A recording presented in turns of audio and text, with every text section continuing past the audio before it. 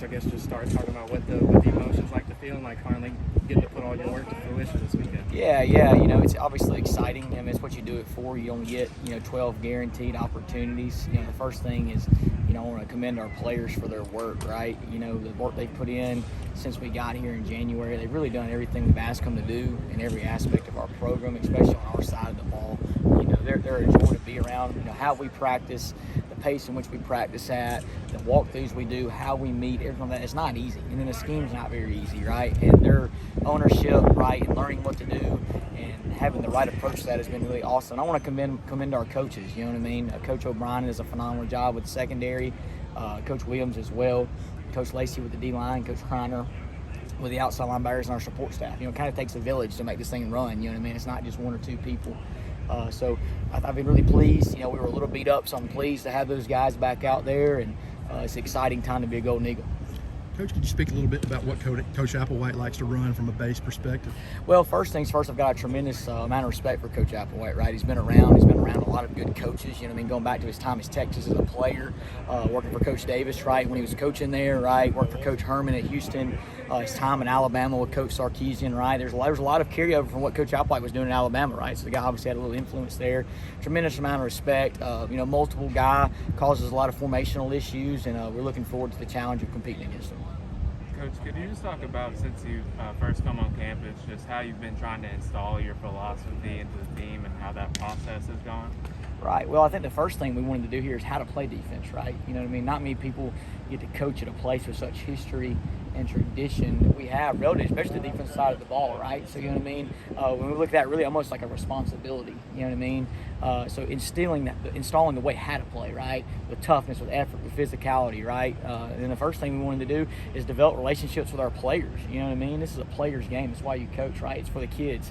And our staff has done a great job of that, starting with the top with Coach Hall, Coach Ankar, the strength staff, and us defensively, right? You know what I mean? In the spring, I ate lunch or met with every single defensive player on our team, right? Doesn't matter if it was Hayes Maples or a walk-on, you know what I mean? We met with all of them because it takes all of us, right? We spend all this time together, we pour into each other. And this game is about people, you know what I'm saying? Sometimes we get tied up in X's and O's, and all this stuff that don't really matter, right? It's about people. And winning the kids over was really important. And I think our staff has done a phenomenal job of that. Like I've said many times, I've been so pleased with the players. Their work. They don't come out here and complain or anything. They're like, hey, look, we're doing this. They're ready to go. You know what I mean? And there's never any buck, anything. They want to be good players. They want to be coachable. And obviously there's times you have to work through, but it's been a lot of fun, man. It really, really has. And I've been so pleased with our staff and everybody involved with our organization for the progress that we've made so far. I'm sure you've seen Coach Hall stack you up against any of the professors on this campus when he talks about you as a teacher. Kind of what does that mean to you, and how much pride do you take in that? Well, it really, really means a lot coming from him, because I think he's the best teacher on campus, right?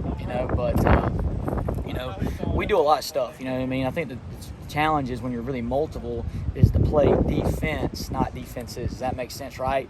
Even though we're doing multiple stuff, you have to have a system. You have to have families. You have to have same as. You have to have carryover, right? Because it's all great when you're standing there with a remote in your hand or a marker in your hand telling people what to do. But football's a game with people and moving pieces, right?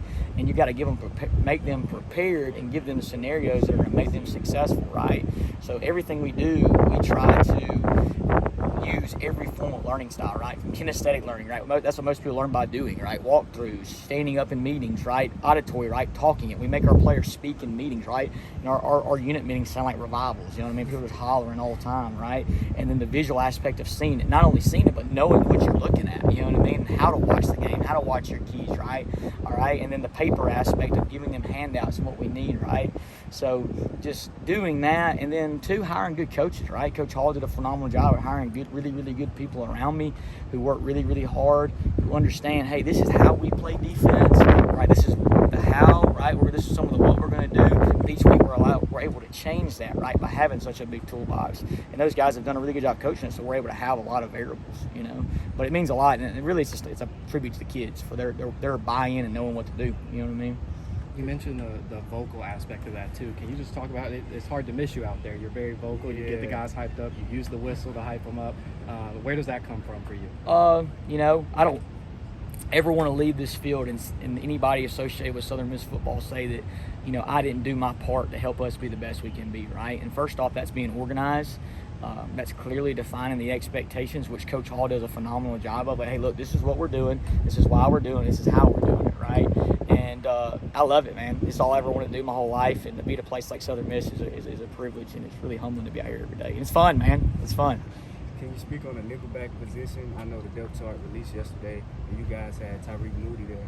How will Cam Harrell fit into that mold, and how do you see him fitting? They'll both play. Today was competition Tuesday. We'll evaluate the film, and whoever goes out there first goes out there first. But I think both of them have earned the right to play a lot. You know what I mean? Moody, walk-on, local kid, right? I mean, Southern Miss means a lot to him. You know what I'm saying? He grew up coming to games here, understands what this program means to the community, and he's awesome. He's awesome to be around. You can ask him to go play 3 technique tomorrow, and he'll go play 3 technique, and he's done a great job with his body and his body maintenance in the spring. He was a soft tissue guy when we got here. Hasn't had a single soft tissue issue since we've been here through the summer and the spring, right? Tribute to Coach Hancar, Todd, those guys, right? And then Cam Harrell, he's a golden eagle through and through, man. I mean, I love coaching that guy every day. Really both of them, but Cam, he was playing corner in the spring, right? This guy was a high school running back, signed running back at a different school, right?